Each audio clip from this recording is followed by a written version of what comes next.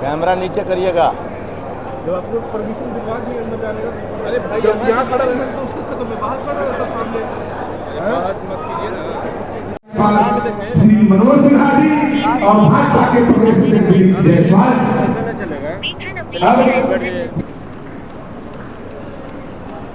आज जो कार्यक्रम के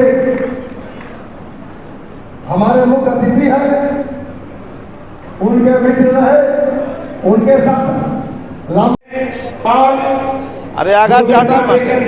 महामहिम बिहार का शिशिर चौबे जी स्वागत कर रहे हैं। अब शिशिर चौबे जी संपर्क वंदना देकर के स्वागत कर रहे हैं। आप सुसंस्कृत हैं, इससे बड़ा प्रमाण क्या होगा कि लालमुनि चौबे जी केवल उस दल के लोगों के लिए नहीं जिससे उनका संबंध था, बल्कि उनकी मित्रता दल की सीमाओं से बाहर जाकर सबके साथ थी।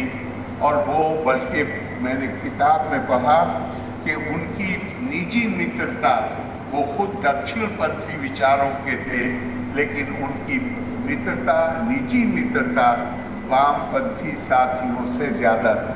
हमारे साथ भी जब भी उनसे बात होती थी, कभी सेंट्रल हॉल में उनके साथ चाय पीने का अवसर आता था, वो लगता था जैसे ये अपने, जिस तरह वो बात करते थे।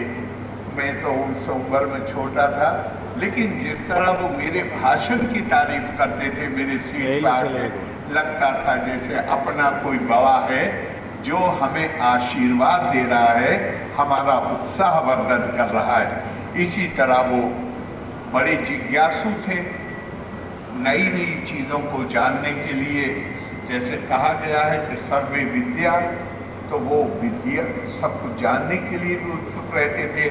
और सबसे बड़ी जो बात है वो है सर्वे लोका राजधर्मेषु प्रविष्टा।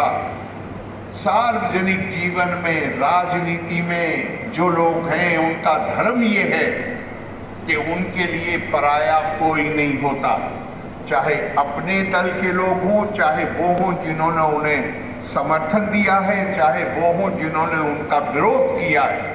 वो उनके दरवाजे सबके लिए खुले रहने चाहिए, उनका आशीष सबको मिलना। लालमुनि चौबे ही थे जब जेपी का आंदोलन शुरू हुआ था। आपातकाल के दौरान जब व्यक्तिगत स्वतंत्रता खतरे में थी, तब चौबे जी ने पूरी ताकत से संघर्ष किया। बिहार से निकलते निकलते वाराणसी पहुंच करके भूमिगत आंदोलन में सक्रिय रहे। सुबह रोज गंगा स्नान के लिए जाते थे। 80 घाट पर सुबह सुबह पुलिस वालों ने उन्हें पहचान लिया। जब गिरफ्तारी का समय आया तो 80 घाट पर गंगा जी से प्रवेश करने के बाद गिरफ्तारी उनकी राजघाट पुल पर हुई। तो एक अच्छे तैराक भी थे लालमुनि चौबे जी। राष्ट्रीय एकता और अखंडता के लिए जीवन भर काम किया और लोगों में अनुशासन और आत्मविश्वास का संचार भी उन्होंने किया। नई पीढ़ी के लोगों को सार्वजनिक जीवन में प्रवेश करने पर बार बार वो एक बात कहते थे कि अपने कर्तव्यों के प्रति उत्तरदायी बनने की आवश्यकता है। समस्त मानवता की विरासत को संरक्षित, सुरक्षित और प्रसारित करना, ये नई पीढ़ी का दायित्व होना चाहिए। सिस्टम और जनप्रतिनिधियों के बीच सहयोग का एक मजबूत ढांचा कैसे खड़ा हो सकता है, इसको करके भी दिखाया। स्वभाव से फक्कड़ थे, लेकिन जब बिहार के स्वास्थ्य मंत्री बने 77 के चुनाव के बाद, तो प्रशासनिक दक्षता और दृढ़ता भी जिस तरह से उन्होंने दिखाई, अनेक लोग उसका लोहा मानते हैं।